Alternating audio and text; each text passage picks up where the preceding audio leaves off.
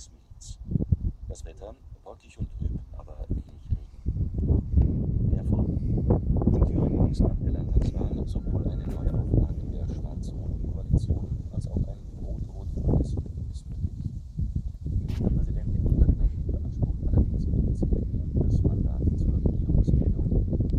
Die Bayerische Rundfunkredaktion ist in der Früh. Die CDU sei mit Abstand die stärkste Partei geworden. Man habe mit den Sozialdemokraten eine solide und verlässliche Arbeit gemacht. Deshalb setze sie weiter auf